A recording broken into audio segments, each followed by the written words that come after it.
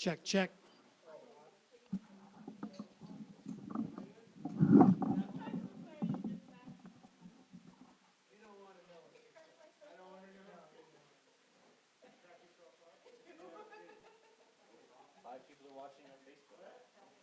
All right.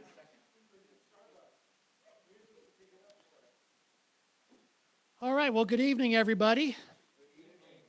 We are live, and we actually have 3, 6, 7, 10, 12, 13, 14 people here, which is pretty amazing. Given the weather outside, some stalwart folks came up. We have more people watching us on the live stream, and some will pick this up and watch it later as a recording. We want to... Okay.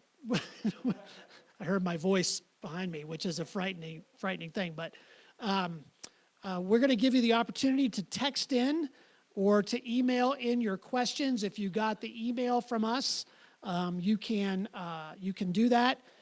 You can email your questions to sam@tlumc.org, and Sam is sitting back here. He is receiving those. And you can also text him at, what's the number, Sam? 719-213-9883. 719-213-9883 if you want to text in your questions. So tonight we're here for Town Hall number 2, and we're going to be talking about United Methodist Polity 101. This is a critical kind of town hall because as I was in the large adult Sunday school class on Sunday morning answering some questions, and one of the things that you learn as a United Methodist pastor is that most people don't care what happens beyond the local church level until one of two things happens. Something hits the news about the denomination, or there's a pastoral change. Those are two times that happens. And then there's so many different things that are thrown at you that you're struggling to kind of put together all these different conferences. Conferences mean areas in United Methodism, but they also mean meetings. So we have multiple levels of meetings. We have multiple levels of bureaucracy. As a former Army officer, it makes the Army look really efficient by comparison in many ways. But to try to untangle that tonight is my purpose, and to answer your questions just about process and procedures. So what we're going to do tonight is talk about the basic organizational structure of the current United Methodist Church, about our book of discipline. I'm not going to make you read it or to memorize it. And also how things are decided at the general conference level. For example, what might happen or will happen at the general conference in May. Not so much what the outcome will be, but how that process works.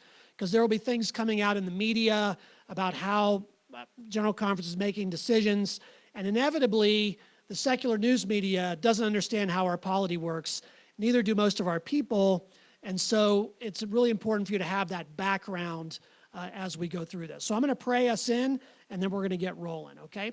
We thank you, God, for tonight. We thank you that you brought us here safely. We hope that you will grant us safe passage home. For those who are at home tonight, curled up by the fire, we're thankful for their presence with us too. We ask that you give us your wisdom as we do your work and as we study together in the name of Christ. Amen. We do have a handout, don't we, Sam? Yeah.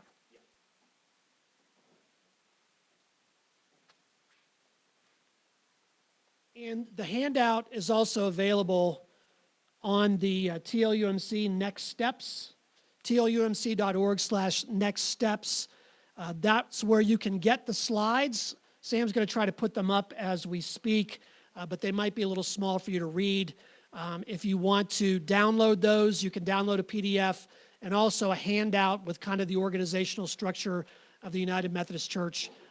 I've drawn my own sort of model here, which is a little bit more linear for those who like linear.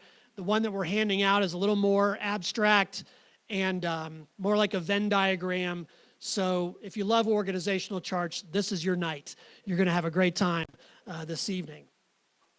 So when we talk about Methodist polity, that's not a word we use a lot. We use its derivative, which is politics. Polis is people, right? In Greek, city. It means city. Poloi is people. Yeah, the many people. Poloi live in the polis, which is the city.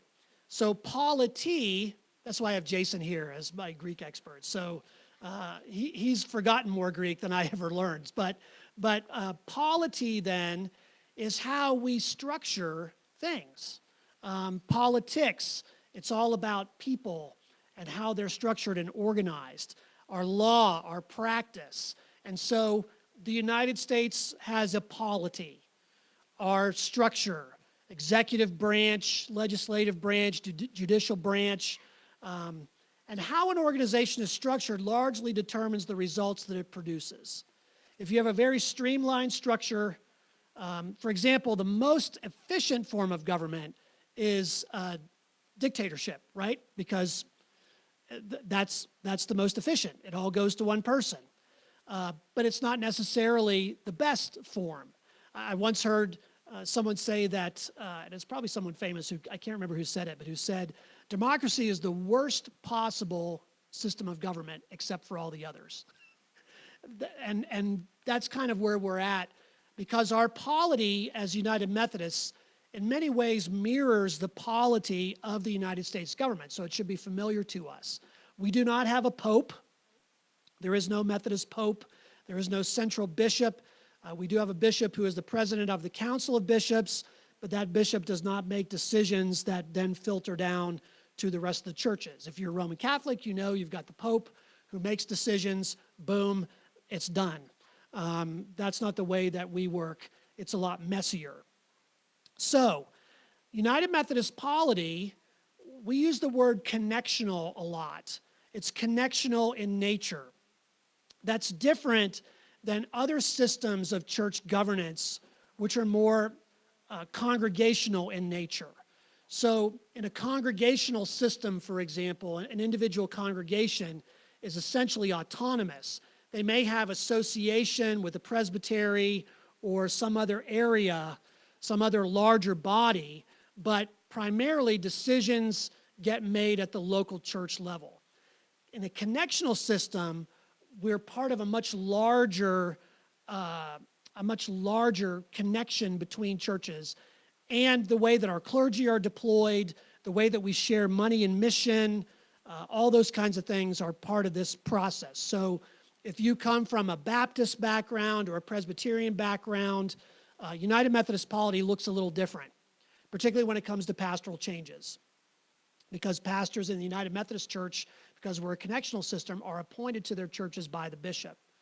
Elders are appointed by the bishop. That's unusual in most Protestant churches. Modeled after the U.S. government, designed with checks and balances with an executive, legislative, and judicial branch. So let's talk about these branches as we move through this. First, the legislative branch. And if you got your handout, you can see that General Conference is kind of the center of that. I've put them at the top of this linear flow chart. Can you see that on the video there, Sam? Okay.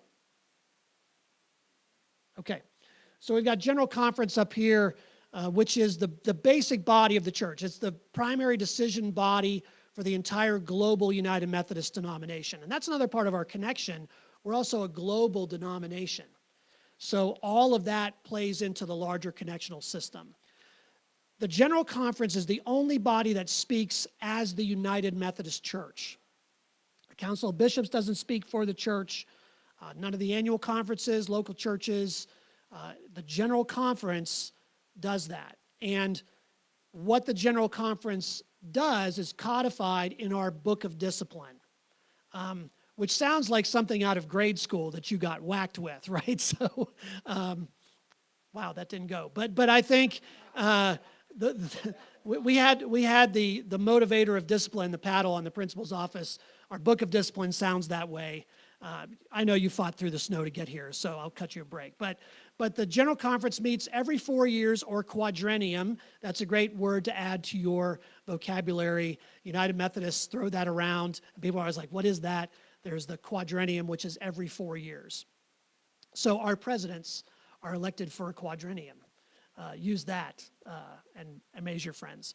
In 2020, there will be 862 delegates elected to the General Conference. And it's always an even number because you have an even number of clergy and laity who are elected to the General Conference. So those delegates are allotted by the membership in various annual conferences. And so, for example, if you're in the southeast of the United States, your delegation is probably going to be as many as 16 to 20 delegates. Whereas here in the West, because we're much smaller, Rocky Mountain and Yellowstone combined to make the Mountain Sky Conference has a total of 6 delegates, 3 clergy and 3 laity. So the membership of your annual conference largely determines how many delegates you get allotted. It's proportional representation that comes to General Conference. Africa, a lot more delegates per annual conference than some of our U.S. annual conferences. What's the scope of General Conference? What's the scope of its work? It's the primary legislative body. And it votes on changes and alterations to the Book of Discipline. It proposes constitutional amendments. So the United Methodist Church in the Book of Discipline has a constitution.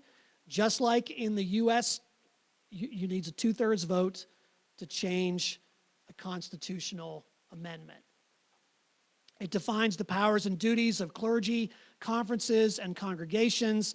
It establishes policy and procedure for the denomination. So General Conference is kind of the central hub for the denomination. That's where the larger decisions get made. And so from General Conference, you move down to what are called jurisdictional conferences. There are U.S. regional conferences that are called jurisdictional conferences. Outside the U.S., they're called central conferences. These conferences are both meetings and geographical areas. So, for example, our church is in the Western jurisdiction. So there are, how many annual conferences in our jurisdiction? 4 or 5 annual conferences in our jurisdiction. Some of them share a bishop. Maybe it's 6. I can never remember, 5 or 6. That jurisdiction is called the Western jurisdiction. But, for example, there is an African Central Conference. There's a North African Central Conference that has annual conferences under it, and so forth. After General Conference each year, the jurisdictional conferences meet. They determine the boundaries of these annual conferences, the geographic boundaries of annual conferences, and they elect and assign bishops. So certain annual conferences, like for years, one bishop served Rocky Mountain and Yellowstone. That was called the Episcopal area because our bishop served multiple annual conferences. That's become more common, particularly out here in the West. If you have a large annual conference, usually bishop is just over one annual conference. But they also elect members to the general boards and agencies, which I'll talk about in a little bit. General Conference generally meets in May. The jurisdictional conferences generally meet in July. And so if you're elected as a delegate to General Conference, you're automatically a delegate to the jurisdictional conference, but there are also those who are elected simply as jurisdictional conference delegates. They're usually the reserved delegates to General Conference. Have I confused you at this point? Wow, okay, you're with me.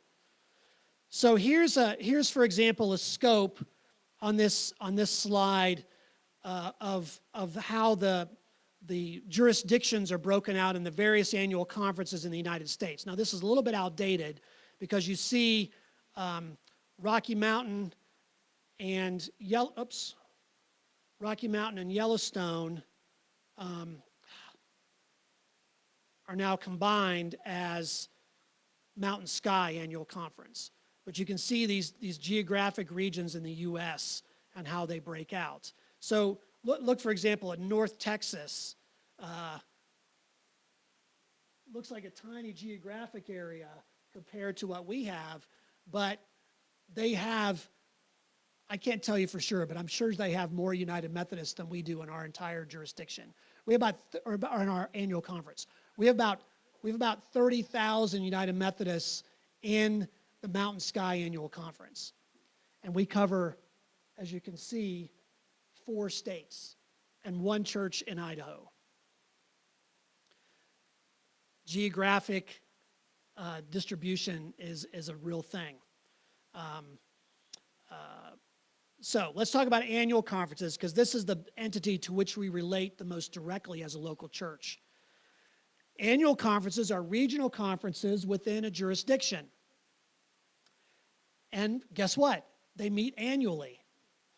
They're led by the appointed bishop to that annual conference. The annual conference elects delegates to general and jurisdictional conferences every 4 years. And also at annual conference, the delegates who are elected to annual conference vote on constitutional or on conference matters and constitutional amendments. Again, just like general conference, there's an equal representation of clergy and laity as voting members. Now, one of the unusual things that happens in the United Methodist Church is that retired clergy are also members of the annual conference and have voice and vote at the annual conference level. So every local church is allotted lay and clergy delegates depending on how many they have. So if you have full-time clergy, you get a lay delegate to annual conference. But because there are all these retired clergy, they need to have lay equalization delegates. So there are other laity who are brought in, nominated, voted on at the district level, and then they go up so that there's an equal representation at the annual conference meeting. So Candace Gordon is our annual conference lay member. She will be representing Tri-Lakes at the annual conference in June. Rob Gordon, her husband, because he's going to go along too, is going to be, I just put the nomination in today to be one of our lay equalization members to the annual conference. So we'll actually have 2 people there representing Tri-Lakes. Although when people are elected to be delegates, they generally vote their own mind. I mean, they don't have to, it's not like the Electoral College where the church says you have to go vote this way. They can vote their conscience. The annual conference also sets ministry priorities and budget for the region, and clergy hold their membership in an annual conference, and they itinerate within the boundaries of that annual conference as assigned by the bishop. Now, you can cross conference boundaries, but it takes a lot of transfer. Basically, when you're ordained in an annual conference, they essentially are your home. They're the ones who appoint you, who ordain you, all that kind of stuff. And just a quick primer on the difference between elders and deacons. So I'm an elder. Jason is commissioned toward deacon, and Lord willing, he's going to be ordained this June as a deacon. Deacons have to find their own jobs because they are ordained to word and service. Elders itinerate. So the bishop appoints us to our churches. So when I came to Tri-Lakes, for example, how many of you have been Presbyterians in the past and Baptists and things like that? So you had a search committee, and you've interviewed a bunch of people, and you had them preach, and maybe had them in for a weekend. That is not how it works in our system. We don't do interviews, we do introductions. So the district superintendent shows up with the new pastor. You know, the Staff Parish Relations Committee gathers. You meet with the Staff Parish Relations Committee for a couple of hours, And at the end of that, the district superintendent says, is there any compelling reason why this match shouldn't take place? It's an arranged marriage. And suddenly, boom, there it is. You've got that. Some of you have been on SPRC. Becky's been on SPRC. Now, I keep thinking you have been. I'm not sure why. Yeah, so she's been on everything else. You've been on SPRC. You've been on SPRC in the midst of the transition. It's a weird deal for people who are not used to that. But you can debate the merits of the itinerant system another time.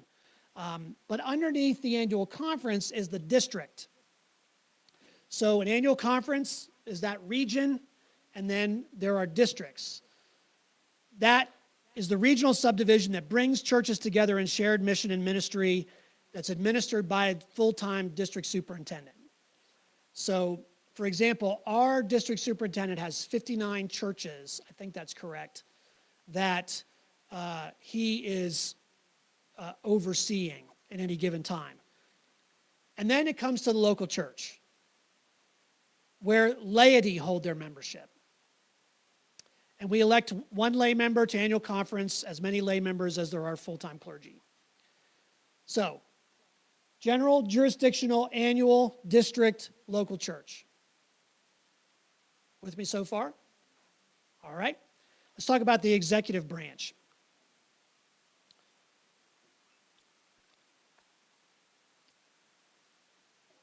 This is what we call the Council of Bishops, which includes all active and retired United Methodist bishops.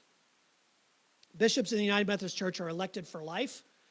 That's why retired bishops are never really retired.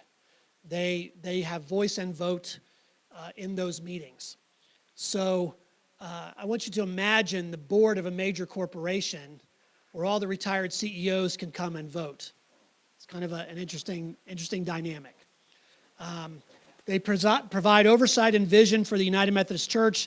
They preside as the administrative officers at General Conference. So when the General Conference is in legislative session, a bishop, and they rotate this throughout the General Conference session, a bishop presides over that meeting using Robert's Rules of Order.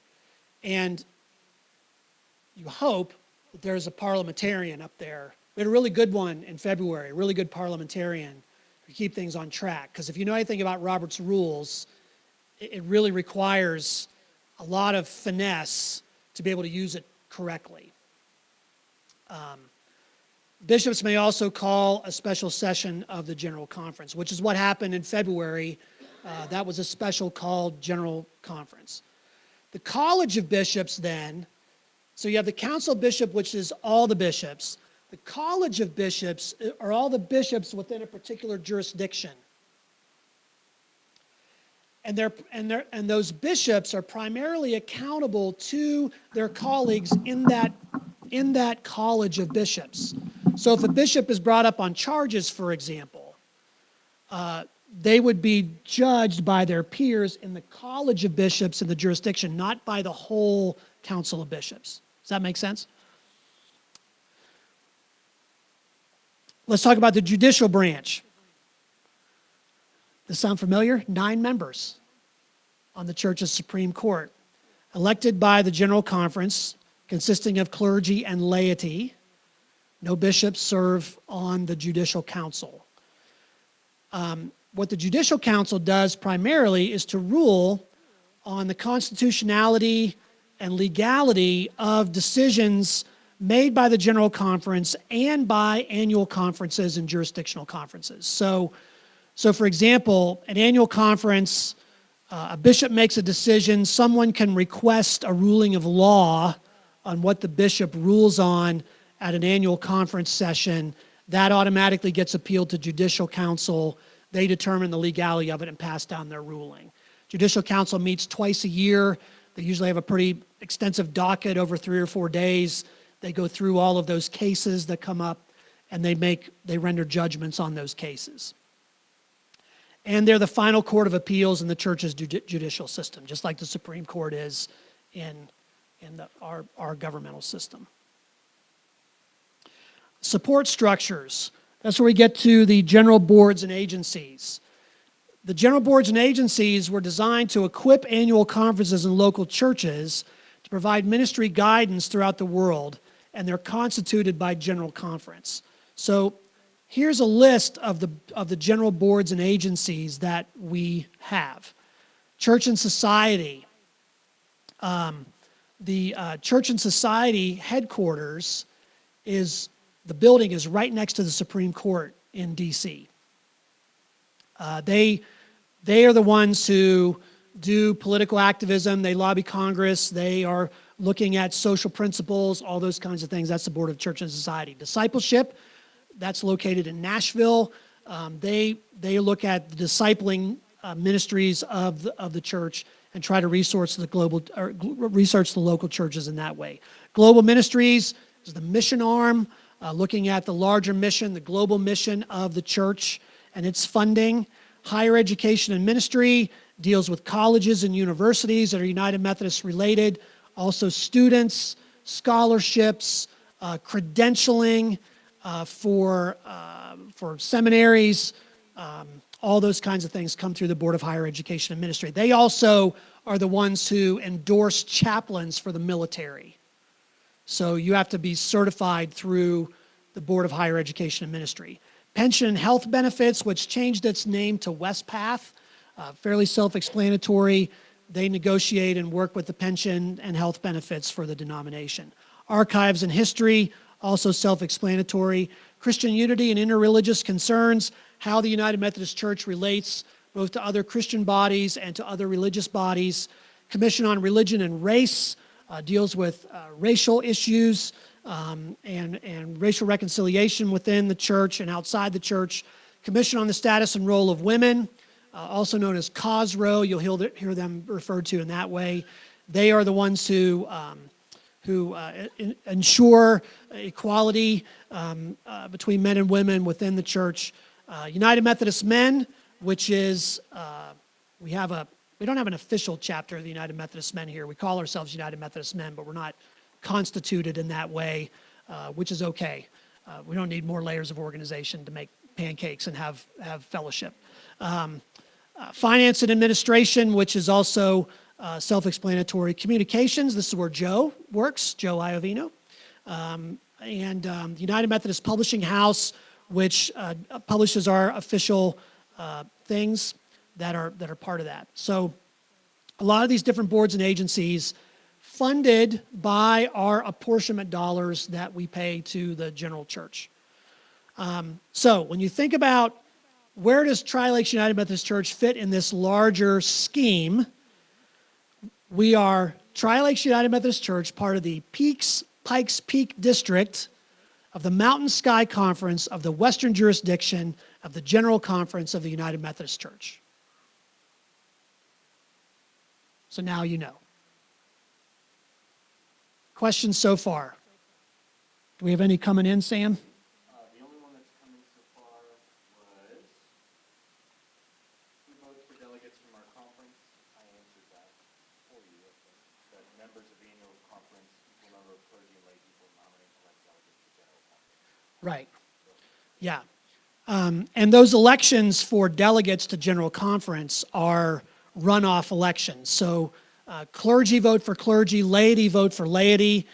Everyone is essentially on the docket, and they vote until you get a majority, and so delegates are elected, so you take multiple ballots to elect people, and it's quite the process. We were still electing people at midnight Saturday night at the last annual conference. Question here, yes? Where does UMCOR fall? UMCOR is connected to the general boards and agencies through the General Board of Global Ministries. It's kind of a subsidiary of that. But they're funded differently. So UMCOR is not funded so much by apportionment dollars as they are by special offering. The one great hour of sharing that we do every year is an UMCOR, United Methodist Committee on Relief, which is one of our most effective ministries, comes under that umbrella. Yeah.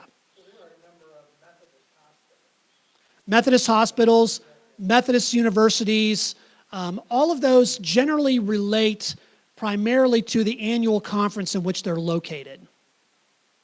And it sort of depends on how strong the ties are, between, they do receive some funding. It's usually fairly nominal, but there's kind of connection between them. So, for example, in my first appointment, the church sat on the grounds of Dickinson College, which was a United Methodist related university.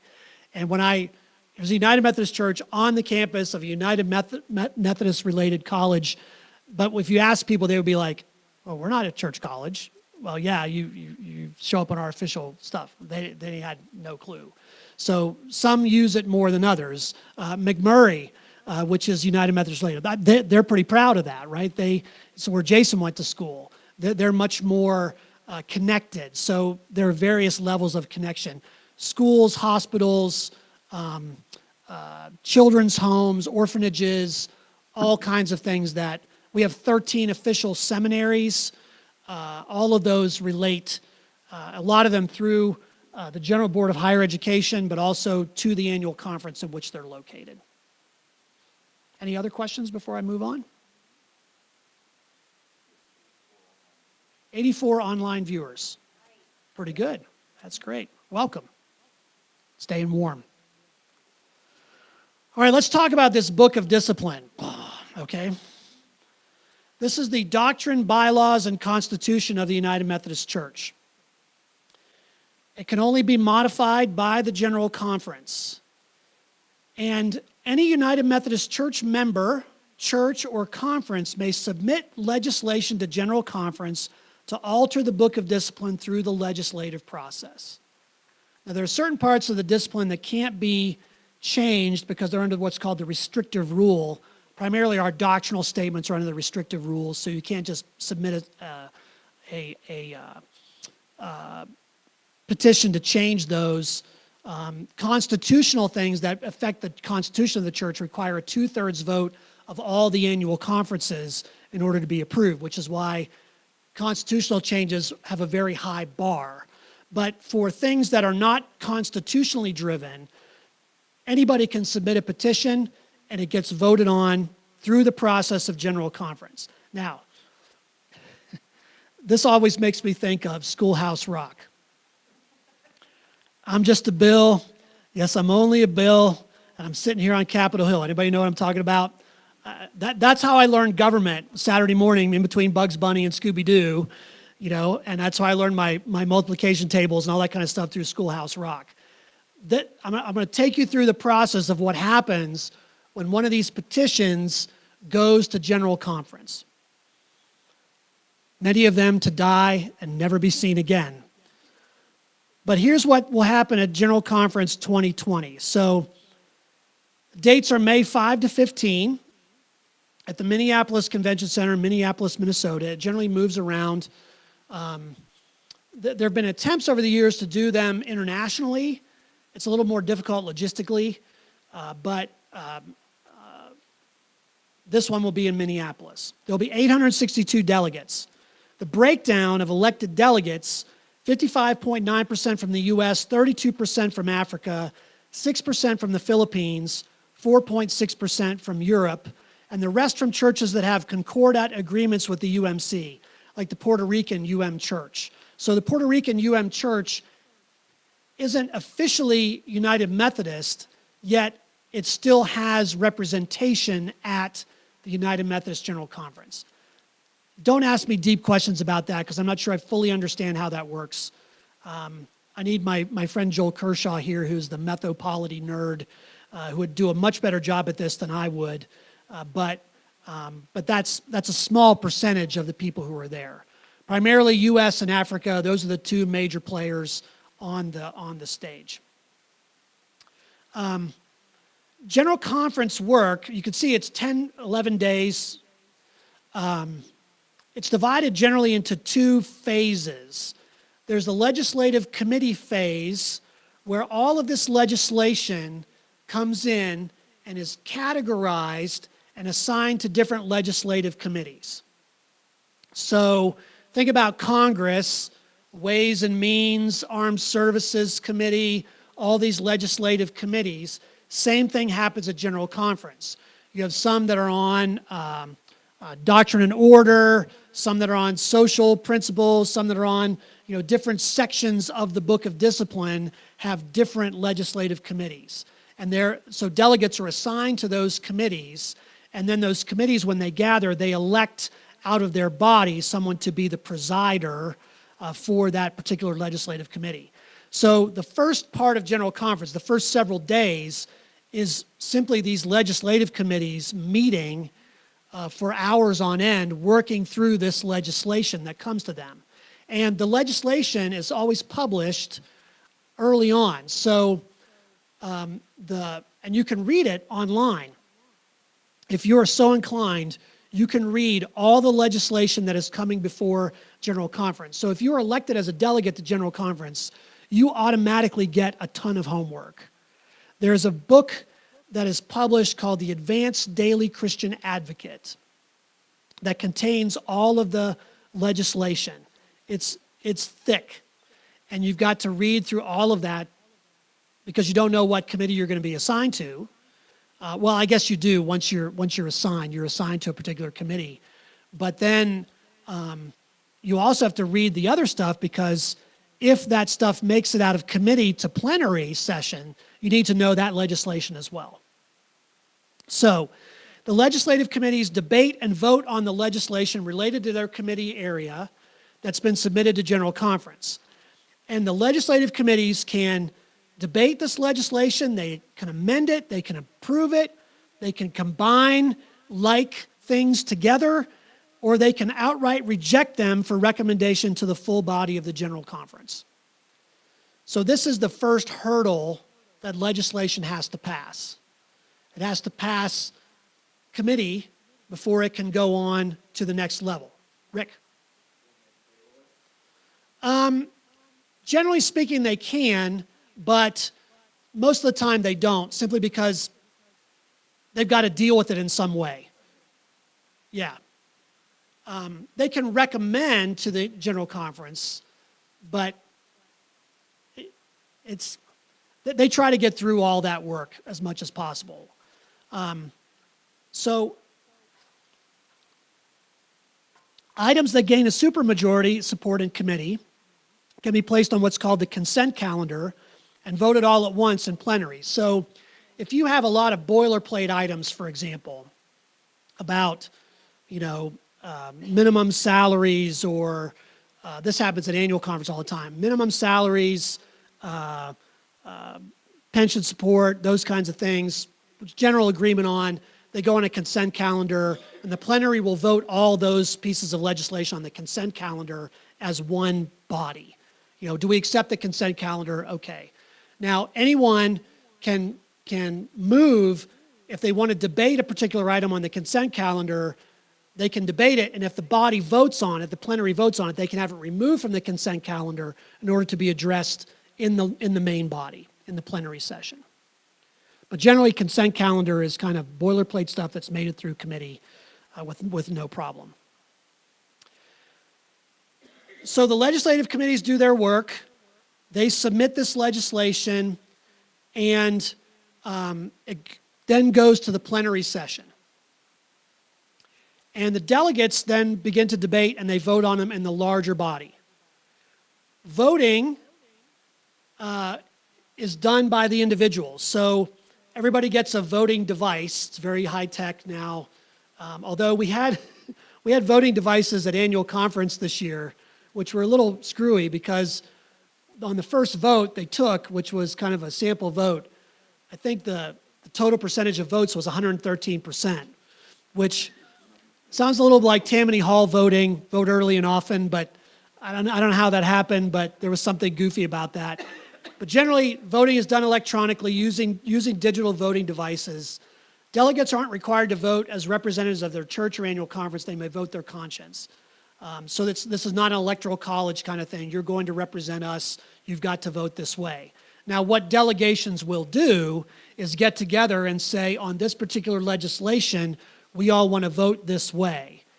But people can say sometimes there are, two different, in a large delegation, there might be two different points of view, and they'll caucus together and pool their votes to cancel one another out. It is I'm a soldier, not a politician. And when I watch this, it makes me crazy. But that's what happens. It's politics. It's how it works. Plenary sessions, again, are chaired by bishops on a rotating basis. So a lot of what happens at General Conference is largely determined by the competence of the person in the chair. Are they good at Robert's Rules of Order? Do they have a good parliamentarian advising them? There's this whole thing about how you determine who gives a speech for and against. So in St. Louis, for example, in February, the bishop has a computer, and when people come up to a microphone to speak, they log in, indicating their desire to speak. And so there's this queue, and the bishop has to choose out of that queue who's going to speak. So if imagine you have 862 delegates, but when in debate, you're only going to do 3 speeches for and 3 speeches against. How do you choose who gets to speak? Well, that's political process too, right? And so people will go like, well, the bishop didn't choose this person because, it becomes this whole drama that goes on. I'm telling you the process, but also telling you the reality because I watched this from the press box high above the floor. So here's the unique situation for General Conference 2020. And that is, while legislation has been submitted to General Conference as usual, it was due in September. Why September? Because it has to be translated into multiple languages so that delegates from outside the United States can read it.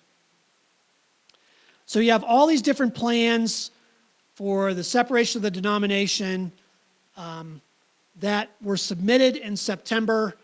When we started the Next Steps working group process, we were looking at plans called the Indianapolis Plan, the Next Plan, the Traditional Plan. There's all these different plans.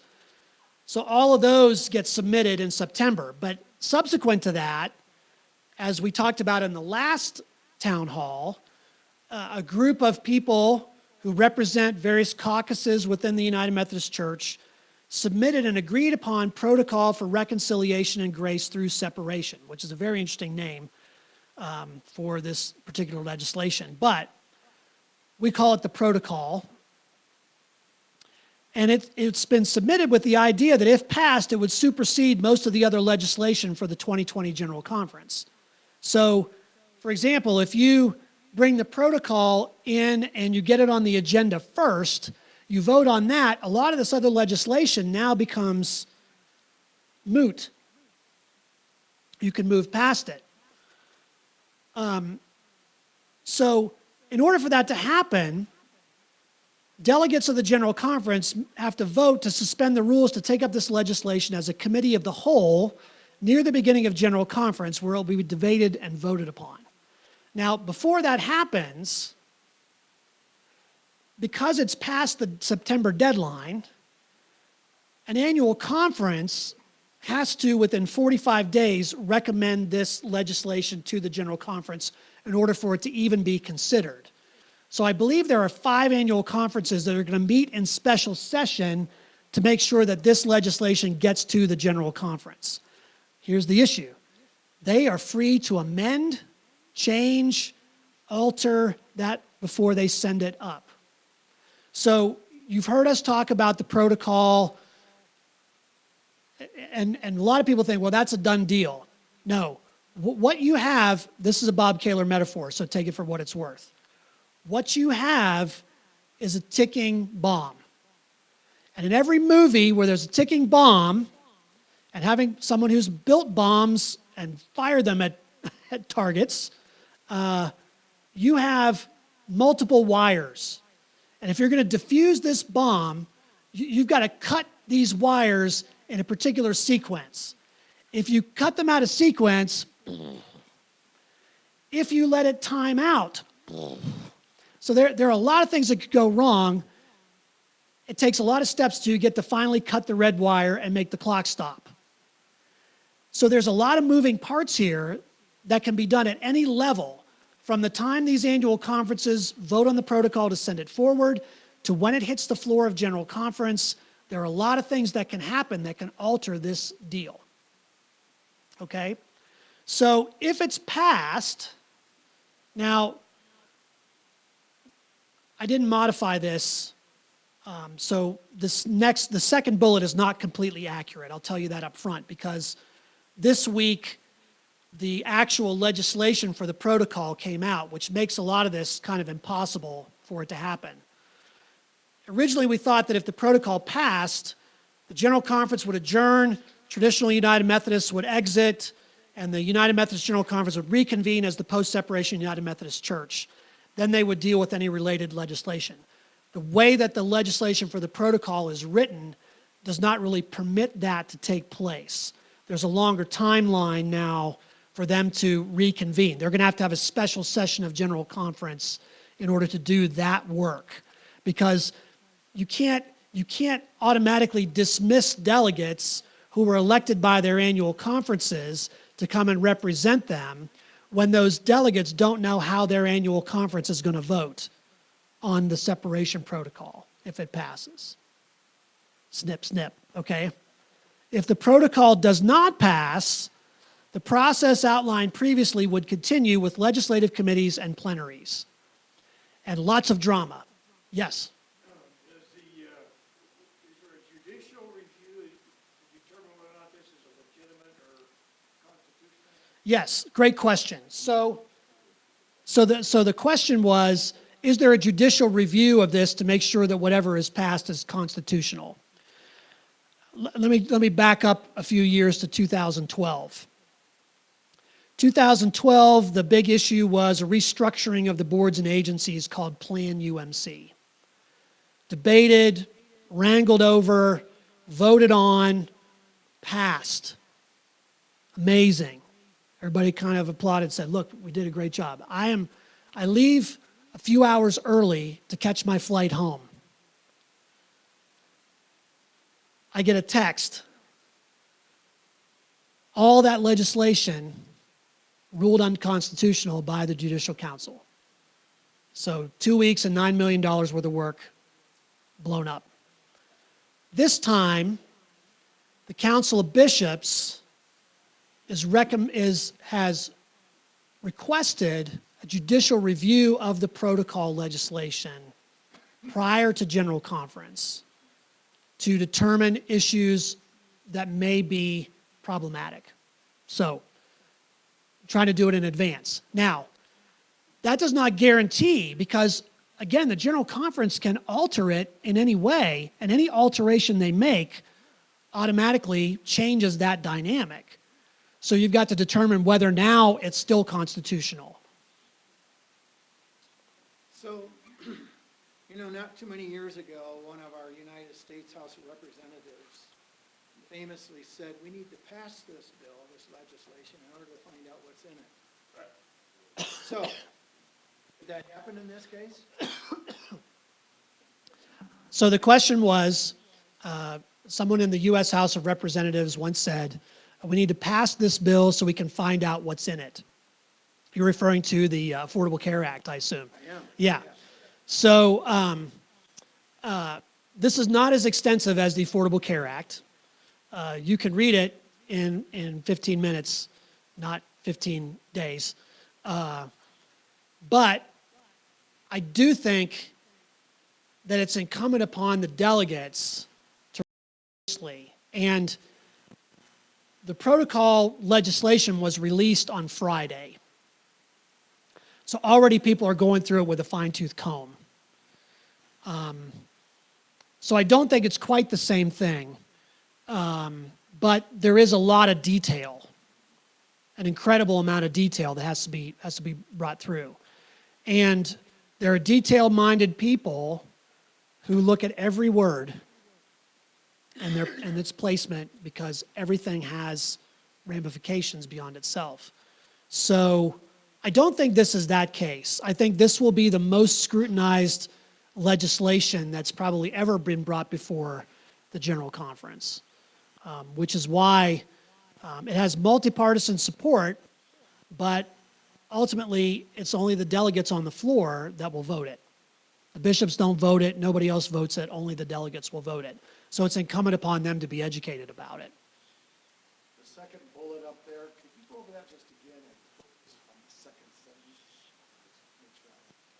traditional UMs would exit, and the UMC General Conference would reconvene as the post-separation UMC. This is the part that I don't think will happen.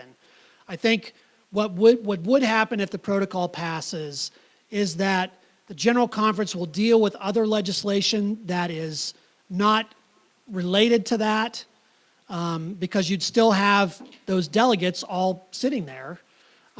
There's no way that a traditional United Methodist Church can launch in May. Think about the logistics. So who are your representatives going to be? If you have traditional delegates sitting there on the floor of General Conference, they were not elected to represent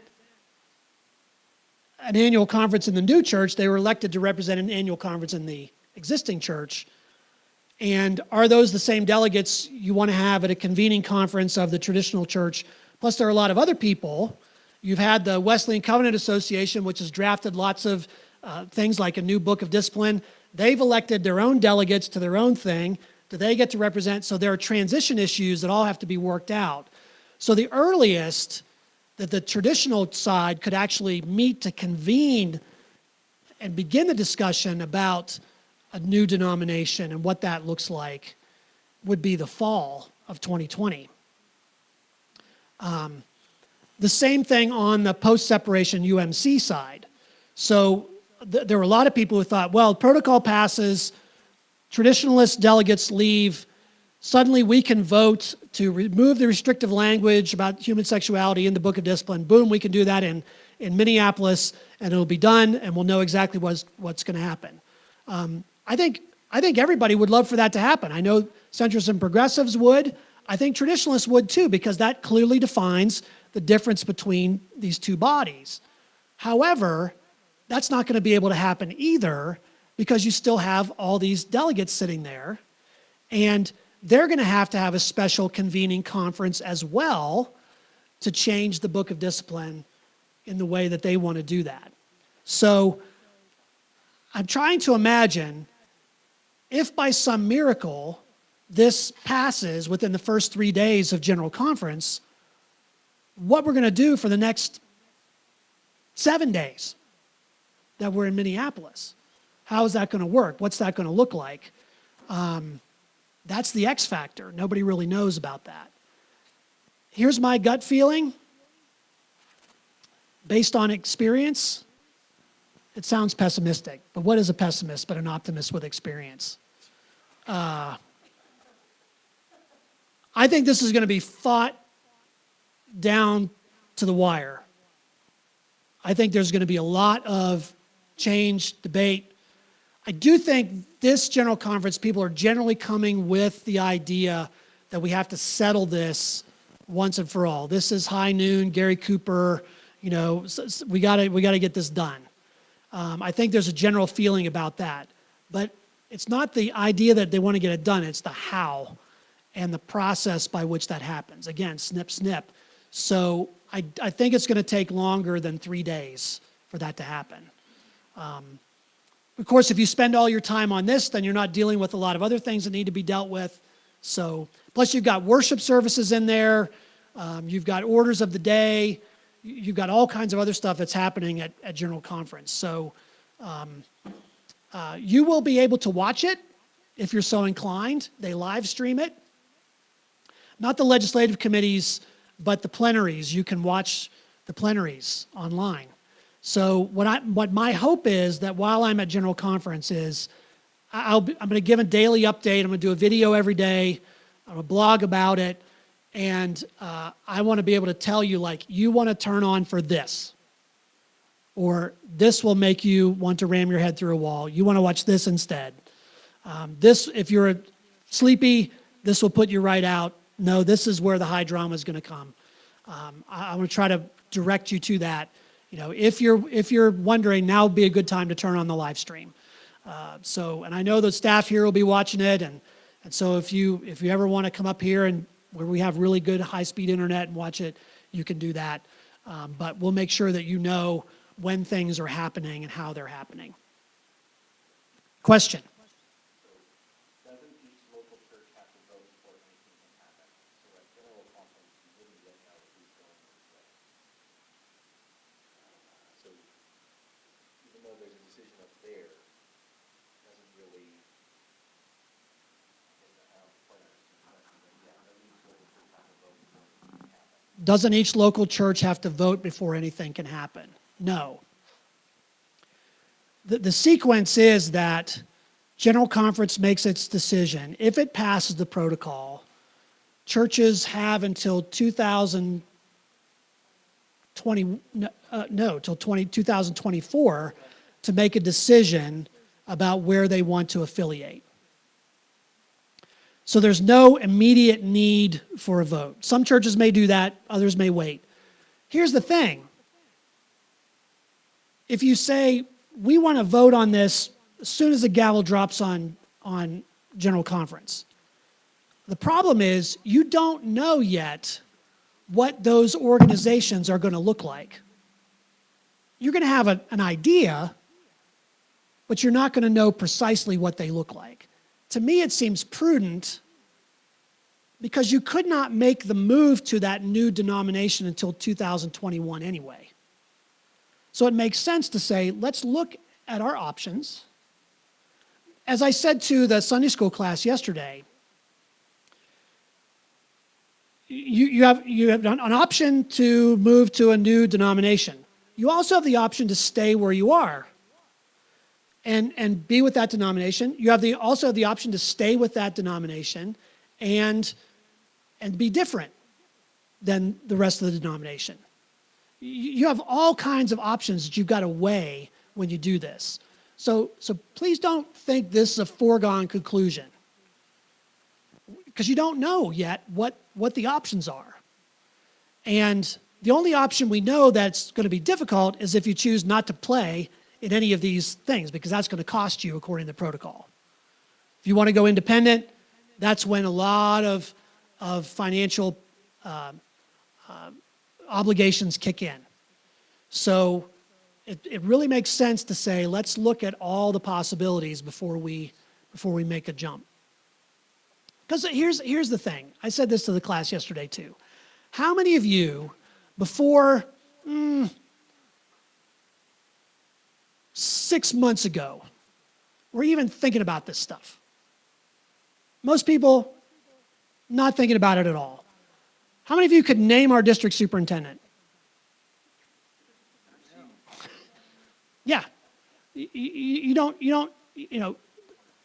think about the annual conference, you don't think about the bishop, you don't think about General Conference, connectional table, which is sort of a programmatic entity. You don't think about any of those things.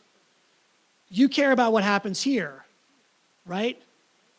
Not that those things are unimportant, but this is the most important thing. So you've got to keep that in mind. And one of the things that we've talked about a lot in Next Steps is sort of what are our values? What are the things we want to make sure that we keep as a church, regardless of where that goes, because votes are difficult. And you want to make sure that when you come to a vote, you're clear about what the implications are of each decision.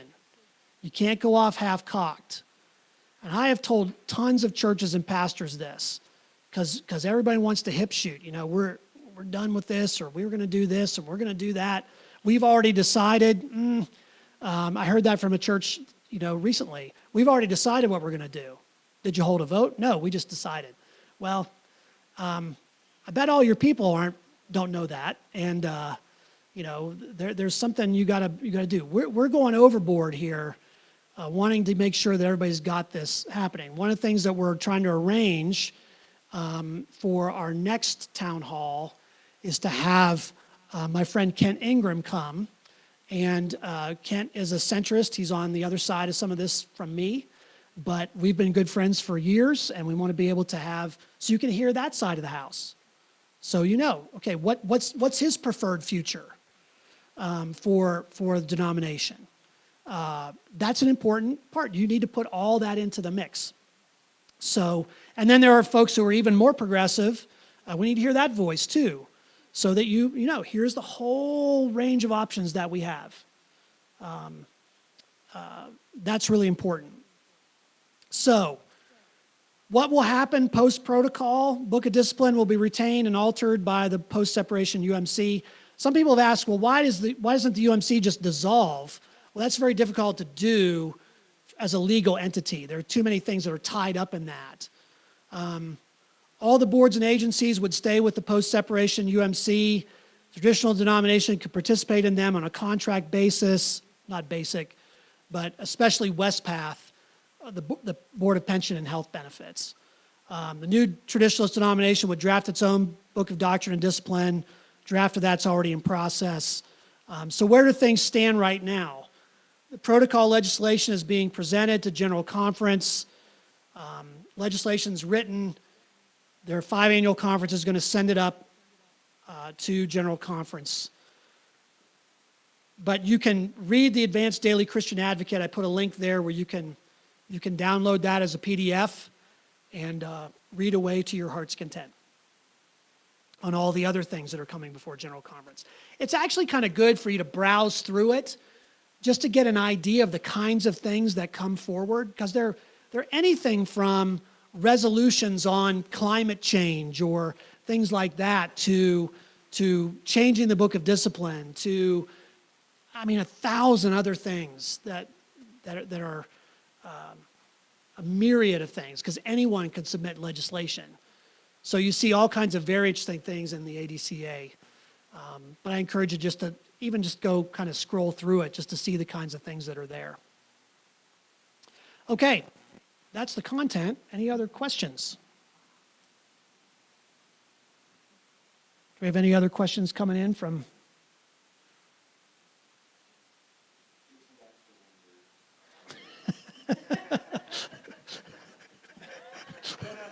Don't ask that question.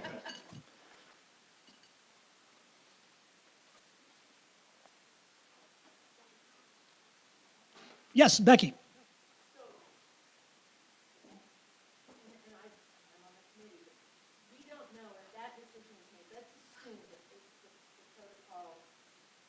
Okay. We don't know what the UMC is looking at. We don't know exactly what that language is going to do. Or is that kind of, yes, I know it considers a lot about sexual preference, but it's not taking all of that out. It's changing, or is that one of the things that they want? Yeah, so Becky's question is, let's assume the protocol passes. We don't know exactly what the post-separation United Methodist Church would do with the language in the Book of Discipline. That's true. We can infer some things. Obviously, a lot of this, at least on the surface, has been about human sexuality. So they will probably remove certainly the penalty language that was added in 2019 in the traditional plan. They would likely remove any restrictions on marriage and ordination. But beyond that, we don't know. And the process of getting there is going to take time, too, for them. That won't happen in May, most likely. Anything's possible, but most likely that's going to take a couple of years for them to work out. Because look, you don't really have two sides to this. You have multiple sides. You have a continuum of things. So on the progressive side, you have those who are more mainline, call themselves centrists. My friend Kent is one of those who is fairly orthodox theologically, but affirms same-sex marriage. But then you can go off to further to the left, and you have real progressives who are like, we don't want to see any restrictive language on anything to do with sexuality. And doctrinally, even, we'll go a little bit further, in terms of what we constitute doctrinal standards to be. So there's that side of the house. Conservatives have the same issue. So you have some who are more right of center, who are, who believe in traditional marriage, but are also very welcoming. You've got traditionalists who want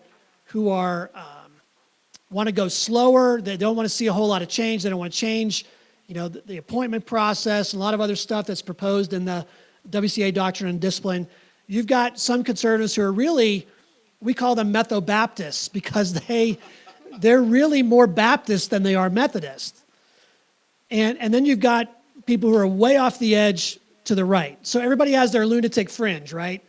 And so you have this sort of spectrum across the board that's going to be interesting. So the debates are going to be fascinating. So for example, in the Mountain Sky Conference, let's say the protocol passes, we go off to Gillette, Wyoming in June for annual conference. Myself, Jason, Rob, and Candace Gordon will be up there in June. The annual conferences have to decide where they're going to affiliate. Now, and the annual conferences have to vote by a 57% margin. That's in the protocol. Now, we know, and I can tell you this with 100% certainty, that our annual conference is not going to go the traditional route. I can tell you that with absolute confidence. However, there is a divide in the annual conference between those who are more centrist and those who are more progressive. So will they stay with the post-separation UMC, or will they choose to go to and develop a more progressive Methodist denomination? Who knows? Again, it's a continuum. And, you know, I'm going to take the popcorn for that one, because that will be interesting to see how that goes. Just like people will take the popcorn when we have a convening conference, when I'd say me, you know, that when there's a traditional convening conference, you know, that's going to be the same kind of thing between the Baptists and the Methodists. You know, there's going to be some friction there. So I think what will happen is these large bodies will move from fighting one another to fighting within themselves. I think the battles will be less bloody, but there will still be some forming and storming and norming taking place within those bodies. So it's all going to be very interesting. It's upsetting the equilibrium in a lot of different ways. So it's a great question. We don't know for sure what either of these bodies is actually going to do until they do it. Rick? You brought up an interesting question. You talked about churches, but let's say a particular church votes, we're going to go this way, but the pastor doesn't want to go that way, he wants to go another way. What are the pastors going to do? I mean, are they going to get to decide if they stay or if they go? Because technically the bishop could change you. I know he's not going to. But let's say we vote one way, you want to go another, what are you going to do? Or what would a pastor do? Yeah, so the question is, let's say a church votes one way, pastor it chooses to go a different way. What does the pastor do at that point? Right. They have the option to transfer to the new denomination. The church might ask them to stay, and there's going to be there's a transition period in the midst of this. It's going to take a number of years. So you can be what's called a transitional appointment, where you could stay with that church until such time as there's another appointment for you. You know, if the church agrees to that, you could do that. So there's a lot of options. I'm going to editorialize here for a moment. So if there are any United Methodist pastors listening, this is I'm talking about us, okay? This is inside baseball. We've gotten very used to guaranteed appointment and the appointment system and the clergy union, which is you're guaranteed a job, you're guaranteed a place. Here's the reality. That's not going to be possible, at least initially, in either of these expressions, because there's going to be a mismatch between churches and clergy.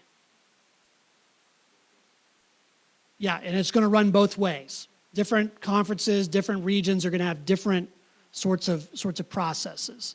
So all of us have to get used to doing things differently. Like, I'm looking at church planting materials, you know, like, because that may be something down the road you got to do. That you cannot guarantee that your church is going to go with you. And it shouldn't be that way. I mean, the church has to choose its future regardless, because as a woman said to me, first day of my first appointment, first day, I'm standing there at the door, people are coming out, greeting them on the way out. She said, "Young man, that was a fine sermon." She said, "But I want you to remember something. I was here before you came, I'll be here after you're gone." And she was right. And she was right. It's not my pulpit. I only rent it for a period of time. I am given that ship for a period of time, and then somebody else will come and take it over. Park City, our pulpit was 120 years old. I kept thinking about all the people who had been there before me, all the people who would come in there after me and use it. So it's never about that. There are going to be hard decisions that have to be made. And that's not going to be easy when we've been used to this sort of system. And it's going to be destabilizing. So as I've said to many of my clergy peers, start thinking about that. Think about church planting. Think about updating your resume. Think about, these kinds of things, because we're moving off the map now from what we've been used to for 50 years. Larry. Bob, say there ends up being these two, it passes, and there's two organizations. That organizational structure you have there, though, is there any contention that that's part of the problem? Or is it likely that both of these will develop something like that for their sake, and no matter which way this church goes or any church, you'll end up in something similar to what we've seen in the past? Likely or not? Yeah, so the question is, given this structure and these different denominations that break out of that, is there a likelihood that they'll retain this structure as is, or will it be modified to some degree? Full disclosure, I worked on the doctrine and discipline for the traditional denomination potential. As we like to say, it's not even in wet cement, it's the ingredients for cement, okay? But we looked at this and said, what if we took the best of this and chucked the rest? There should be a general conference, but it shouldn't meet every 4 years. Maybe it needs to meet every 6 years. Do we need this level, jurisdictional level? Do we need bishops who are elected for life? No, we put term limits on them, 12 years. And once you're done, you're done. You don't get to vote on the Council of Bishops anymore. To think about the ways that we structure annual conferences, to think about districts in a different way where you don't have a set-aside district superintendent, but rather a pastor in a church who's a presiding elder, shepherds several other churches while still retaining their place in their church. Because if you take away things like guaranteed appointment, which we took away in our draft discipline, churches now have a lot more autonomy to determine who their pastor is going to be. In conjunction, they're working in concert with the elder and the bishop to try to get the right person. It's a different collaborative process, not an appointive process. All of that we looked at and said, what if we built this from the ground up and tried to do it differently? So I can speak to that side of the house. But the other argument is we tend to do what's familiar. And when you think about the post-separation UMC, think about just boards and agencies, for example. These are people's jobs. So they're going to want to retain those, right? But how do you fund it when you've lost maybe a third? How do you do that? So those are complex realities. So when people say, well, we're going to keep it this way, you're not going to be able to. It's going to be difficult to do that. So I think there's going to be alterations no matter where you go, but it's basic structure kind of stuff that is going to be a part of the contention. Sam, you got something? Okay. So what entities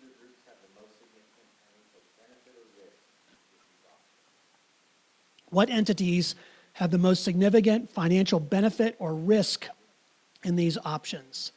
I think the entity that has the greatest risk is the African United Methodist Church, because funding comes from General Board of Global Ministries. The cross and flame, the United Methodist name, means a lot, has a lot of play in Africa. It usually has good cachet with governments in Africa because of the relief work that's been done. At the same time, you have Africans who are much more conservative on sexuality. So they want to retain the structure and the funding while still retaining the traditional disciplinary language. They do not experience the same sense of urgency about any of this that U.S. United Methodists feel. So there's an intense risk for them.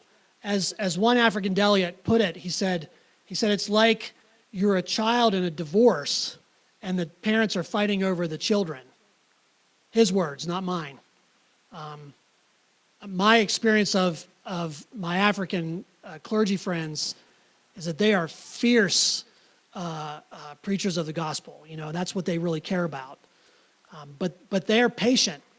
Their whole approach to this, for many of them, is, look, this is not an issue for us. We're retaining our, you know, we're not finding any sense of urgency. And if you look at the numbers, the number of U.S. delegates continues to go down, while the number of African delegates continues to go up. So if you wait a few quadrennia, eventually they'll be in charge. So why do the split? So for them, passing the protocol is risky, because if they go the traditional side, their funding decreases to some degree because the denomination will be smaller. But if they stay with this side, their funding will also decrease because there'll be fewer resources. But they get to keep the name and the look. So that's a big risk for them. Who benefits? I'm not sure anybody really benefits from this. The post-separation UMC retains most of the assets and the general boards and agencies and all that kind of stuff, but at some point those things can become an albatross because you gotta maintain the funding for them. But I'm not sure anybody really wins. I think that was part of the negotiation strategy. You know, in a negotiation like this, who wins in a divorce? Nobody wins. So that's kind of where we're at with this. I hope that answers the question. If the protocol passes and the annual conference votes to go traditional, and the local church were want to stay in the UMC, you then still have a vote. So if your annual conference votes to become a traditional annual conference, does your church need to vote to stay with the post-separation UMC? Is that the question? Yeah, well, I guess you get to vote. Yes, you would. So an annual conference votes, a local church can then vote to be separated from its annual conference. And that runs both ways. That runs both ways. How concentrics or progressives in our congregation have their voices heard? How can centrists or progressives in their congregation have their voices heard? Speak out. I mean, have the conversation. It's one of the reasons we do this. I mean, we want to be able to listen to one another and to ask good questions. I think it's important. I think the same would be true for, traditionalists in congregations that are more progressive. We've got to be able to have a forum to be able to talk about these kinds of things. And that's why we do this. We want to make sure that people have the opportunity to ask good questions and say where they're at. And to recognize that, and I've said this all along, no congregation is monolithic. We talked about that continuum. that's true in our congregation too. You've got lunatic fringe, you've got all kinds of different people in the different places. And we've got to be able to listen to one another and love one another. We've managed to do that. And this is the thing that keeps me up at night, is that we would lose the ability to do that, to retain that kind of connection that we have with one another. That we may not agree on everything, but we still love one another and care for one another. That's the heartbreaking part of this. So yeah, I'm not sure that's a good answer to the question, but yes. To that point, is there a particular source or sources where somebody can look at, access, and say, what is a good description of a center, progressive? And you mentioned there's similar size for traditional. Is there a place or places that a person could go look and say, this is generally what they're. Right. So the question is there a place where we can go look at things from the progressive and centrist side as well as traditional side? Sure. Two organizations that I think you ought to take a look at in that sense is, in terms of caucus groups, the more centrist caucus group is called UMC Next. There's a subset of that called Mainstream UMC. So you could look at those websites. They'll give you a sense of where those folks are kind of thinking. On the very progressive side, you could go to Reconciling Ministries Network, RMN, Reconciling Ministries Network. There's also, if you want to go really farther to the left, Love Prevails is another organization that's part of this. So that kind of gives you the spectrum on that side of the house. And those are easy to find. Just look those up online. You'll come up with their website. Yeah. What was the first one?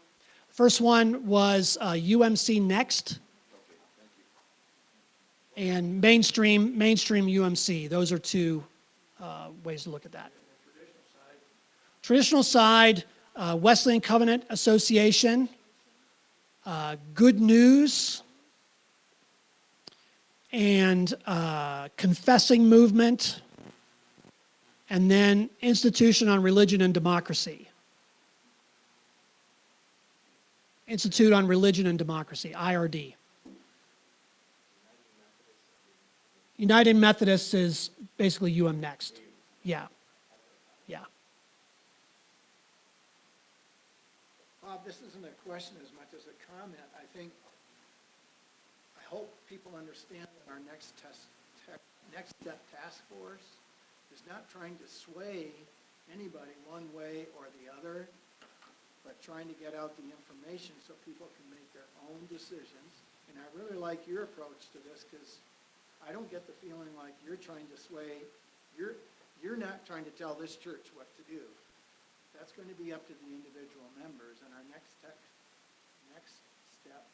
task force is really trying to prevail to give out information so people can make informed decisions, and not trying to sway people one way or the other.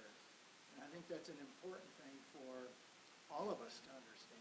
Yeah, Ted's comment is that, our Next Steps Task Force is not trying to sway. We're trying to present information as best as possible. I think that's the intent. It certainly is for me. I want everybody to feel like they were heard. That's one of the reasons I want to bring Kent in, so that we can hear that voice and have those questions answered. And to really have an opportunity. He and I are meeting Thursday to kind of talk about what this like. And we're actually talking about taking our show on the road so that we can do this for other churches across the annual conference, so people can hear at least two sides of this, and be able to talk about it in a way that is not contentious, because we're friends. I don't want to. I'm not here to insult him. I don't think he's here to insult me. We want to be able to talk about this and answer people's questions, because people have questions about the future, like what's it going to look like? we've kind of made it clear we're not there to debate homosexuality. We're there to talk about this stuff and the future. But I want you to hear that voice. It's important that you know all the different options that you have. As I said this to the Sunday school class yesterday, there's a whole range of things you can do. And assuming that the church is going to do one thing, I make no assumptions about that whatsoever. I have said from the very beginning that my job as the shepherd is to deliver this church to the best pasture for it, whatever that is.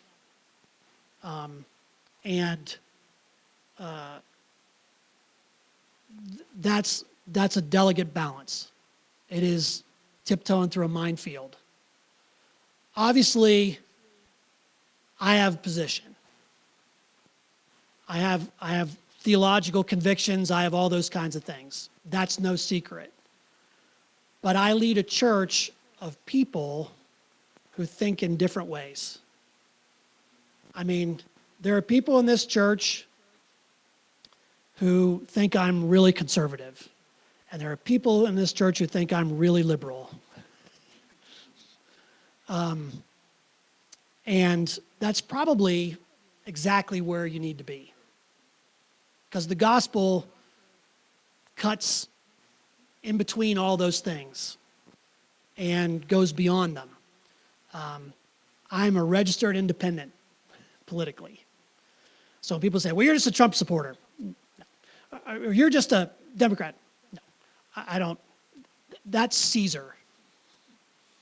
Whoever's sitting in that room is Caesar, okay? And Jesus said, give Caesar what is Caesar, give to God what is God's. What am I going to give God? My best. So nobody speaks for me in that sense. I want to be, and I don't think it's middle of the road. I always hate that term because the only things that ever stay in the middle of the road for long are yellow lines and roadkill. You know, you tend to either lean one way or the other. But I do think it's important to be articulate and demonstrate and model what good dialogue looks like. It's not always easy in this culture of contention, but it was one of the things that was really helpful for me in doing the One Flesh study, was reading 18 books and reading stuff that was a very different place than where I was, but I appreciated the interaction, the dialogue, and being able to articulate, to be able to have an intelligent conversation with someone with who I disagree, but be able to understand where they're coming from. You know, that's a basic principle of debate, right? You've got to be able to argue the opposite position as well as you can argue your own. And at the end of the day, be able to shake hands and say, you know, we still love each other. That's important to be able to do. It's a delicate balance. And I'm not sure, you know, I will always do that well, but that's the attempt we're trying to make. And so we're going to overblow you with information and continue to pray. Pray for a miracle. I mean, seriously, we somehow managed to do this now. I hope we can manage to do it in the future. This is one of those things that was foisted upon us. I don't think any of us asked for this, you know, and we have to react to it. And how we react to it is the only thing we control. So that's where we're trying to go. And so please make sure that you ask good questions, and we're going to try to get as much information to you from all perspectives as we can, and make sure that you've got a good opportunity to think through this stuff. Okay? Anything else before we wrap up? Let me pray us out. Lord, we thank you for this time. We pray that you would guard and guide us as we go home in the weather. And we thank you for all who've participated this evening. We ask for your blessing and for your wisdom and guidance in the days ahead. In the name of Christ. Amen. Thank you all. The next one? The next one is March 9th Tentatively scheduled. That's what's on the calendar. The date may shift depending on when I can get Kent here and how we might do that. So stay tuned.